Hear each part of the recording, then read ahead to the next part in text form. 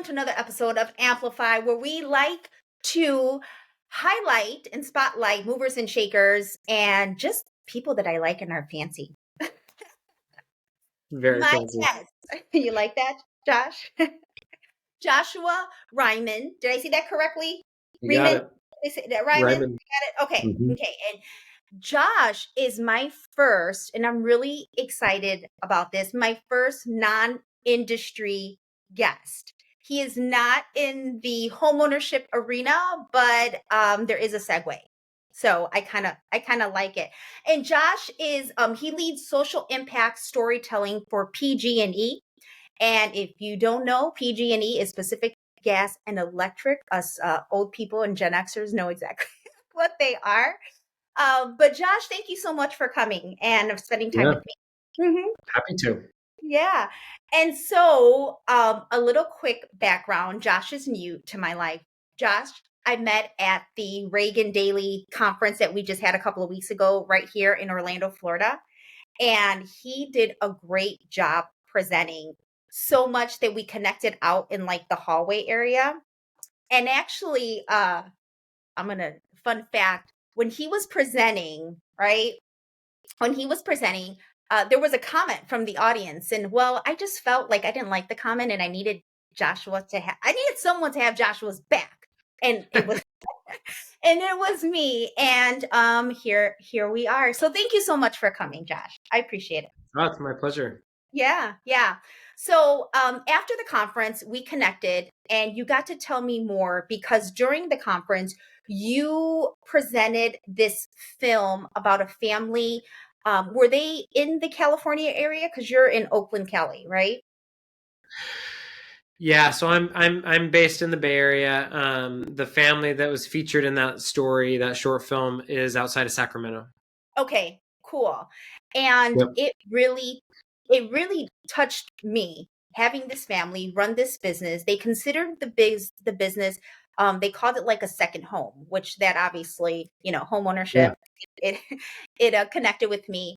And Yeah. they were just doing a great job being just a family unit, impacting the community in such a positive way. And then with food, because food is one of those universal languages, right? You connect with that.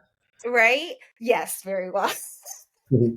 So tell us a little bit about your storytelling and then what's going on over at PG&E. And then we did talk about April being Financial Literacy Month. So take it away, Josh. Yeah. Mhm. Yeah. So PG&E is Pacific Gas and Electric Company, and it's one of the largest utilities in the country. Uh, we serve over 16 million customers from all the way from Santa Barbara north to about the Oregon border and then east across the Sierras. And so Okay. it's a huge service territory. And, utilities are not traditionally known for, creative storytelling work, I would say. No. A lot of, and even historically at PG&E, I think a lot of our video and story work is focused on infrastructure projects and how to lower your monthly bill and things like that, kind of the nuts and bolts of a utility. But we serve so many people in so many different types of communities that it's really important for us to be able to show what these people's lives are like because it matters to us. It's important for us to understand what the day-to-day lives are like of our customers. And so a lot of my storytelling work has focused on both showing the real life experiences of the businesses and the individuals that we serve in their lives, just kind of whatever's kind of happening in their lives and the programs that they're involved in, Yeah. as well as PG&E coworkers. We have 24,000 employees and 16,000 contractors, and these are people that live and work in all the communities that we serve. And for big companies, it can oftentimes feel like, especially utilities. Again, I think like there's this idea of like a faceless utility, a big corporation that I just sends you your utility bill each month. But these are like people; these are like literally your neighbors, Yeah. um, and so it's important for us to be able to humanize the company, just so people understand like these are the people who who work at PG&E and are working to keep your lights on and to keep you safe and live lives just like most of our customers. I and it really I you're absolutely right. When you think of a utility company, you don't think of um storytelling, right? You don't even I never thought of it until meeting you, right? Until meeting you. So I didn't think about how a utility company would want to be so in part of a community and really want to showcase that they care or their employees or someone's specific journey. But it does make sense because utility is something we use every single day, whether it be water, electric, whatever it is. And we really don't put much thought into that. But you guys did, and you found a way to connect. And I love the storytelling part of it because I'm telling you that film was an amazing film. And it resonated with me so much. So can you share a little bit how that whole storytelling kind of campaign came about? I like the idea. Sure. Well, we realized 2 or 3 years ago that it was important for us to not just talk about. I work really closely with our charitable giving team, Mhm. and so PG&E's foundation uh, provides over 1,000 grants a year, totaling over $25 million. So it's a lot of grants. It's a lot of community nonprofits that benefit from these grants.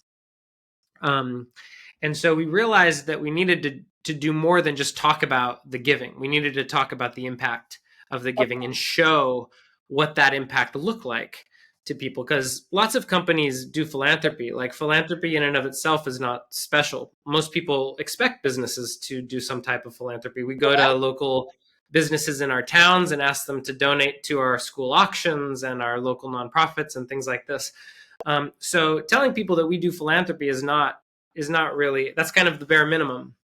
Okay. What we really wanted to be able to show is that it's making a difference in people's lives and in the communities. And so storytelling is kind of one of our oldest forms of communication and impacting people's lives. And so that really kind of made us start to think about more narrative driven storytelling, a little bit longer form stories. And really, to do that, you kind of usually need more than 90 seconds or 2 minutes. You need, 5 minutes or 10 minutes to really get to know a family like the family that you saw in that story, smoking good food and goodwill. Yeah. And I so, mean, yeah, go ahead. no, no, no. It you did such a great job that if I'm ever in the area, because I did write down the restaurant, I want to Yeah. support them and I would love Right, to visit them. But just because you did highlight them, all because of the campaign you did. So it right. works. It works. Yeah. Well, and this is one of the things that is kind of different about brand storytelling is it's not meant to be advertorial in a traditional sense. Like you that story is clearly about the Kamara family and about their challenges during the pandemic and how they relied on each other to get through it and to still continue to have a thriving local restaurant. And PG&E has a place in it. We have an individual, one of our local leaders from that community, who kind of has a cameo, and that's part of brand storytelling. It's not an independent story, an independent documentary. Yeah. So it's important for people to know that PG&E cares about this family, and this is how we're supporting them. But that's not in the foreground. That's not the lead of the story. And so, really, the art of brand storytelling is allowing people to know that your company is supporting the story and supports kind of the issues involved, but your company is not the story itself. Got it. Got it. And that's good to know. And I like what you said, the charitable giving, that everyone does something as far as philanthropy, right?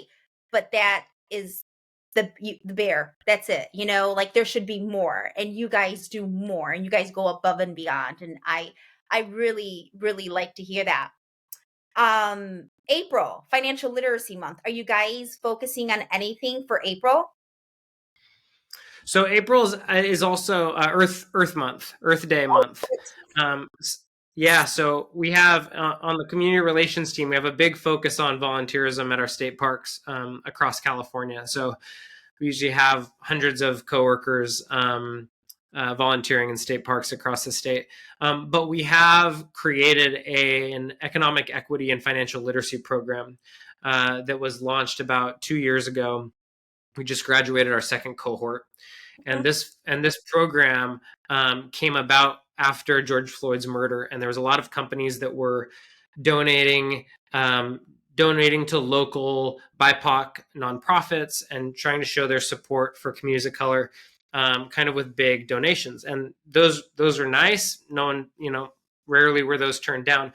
But what my colleague Jimmy Harris realized that he wanted us to do is to have something that was really sustainable and really got at the root of the racial wealth gap. So it wasn't just something that we could write off and say like PG&E did something for the Black community in the Bay Area or something like that. Yeah. And so what we did is created a partnership with UC Berkeley's Business School and Mills College in Oakland, and we have a 9-month course that African American seniors in Oakland high schools can apply to attend, and they happen at UC Berkeley's Business School throughout their senior year. And when they graduate from the program, they also get an $8,000 scholarship to support them Nice. in their studies at university. But in this program, they're learning how to invest, how to start to build your wealth as soon as you're an adult. I mean, how many people graduated high school and had the tools? Any of us had the tools to like actually think strategically and thoughtfully about building wealth at that time in our lives. We didn't Um, graduate nothing with it's only now where some schools are incorporating a financial literacy class needed to graduate. I know my son is the Mhm. first here in Florida is the first class he had to pass a financial literacy semester in order to graduate from high school. Oh, that's So, great. yeah, but it's now. It's like 2024 where that just started. You and I could have benefited that from back in the day. Am I right? 100%. Yeah. Totally, Well, good. totally. So that's a start. It's a program that we have not seen really. It's a model that we have not really seen anywhere else. Okay. And so we're hoping to expand it. We're hoping other people, other companies who are involved in their communities and want to address the racial wealth gap will use it as a model. We made a short film called "Change the System: Building Black Wealth" Mhm. Yep. about it, and all of these stories can be found at PG&E Stories, which is the website is pge.com/stories, and all these stories are available there. And that story chronicles one of the first students to graduate from the program. He's now Yeah. studying computer science at Stanford.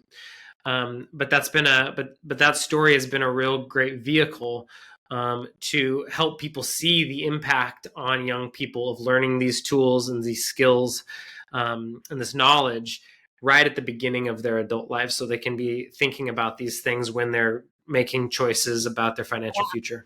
Yeah. And you did share the story with me. And Yeah. I did watch it completely and it was great. I personally resonated because his environment is how I was raised. And it was really well done. And I know that I connected. The gentleman was Otis, right? Like that keeps popping, Yeah. Yeah. right? Yeah. I That's right. remember. Hmm. Hmm. Yeah. So Yeah, he's an amazing young man. and I'll go ahead and let's when we when I highlight this Amplify video series, I want to make sure that I put the PG&E / backstory. We'll put it in there so people, if they want to view the stories and they want to connect with you, Josh, they should. I think everything you're doing is wonderful, and I like that how you mentioned that not only yourself, your team, but PG&E, of course, they don't want to do the bare minimum. They really want to invest in the community, highlight people, know that they care, and just be impactful and do something about it. Because a lot of corporations talk, but then there's no execution. And you guys are executing. So congratulations. Thank you. Thank you, You're Delia. welcome. So again, Thank you for coming. I encourage everyone to connect with Josh. And like I said, I will link the website, the storytelling and all the videos. They are really good. I encourage you to watch them. And again, thank you, Josh, for your time. And you guys, thank you for watching another episode of Amplify. Take care. Enjoy. Bye. Thanks.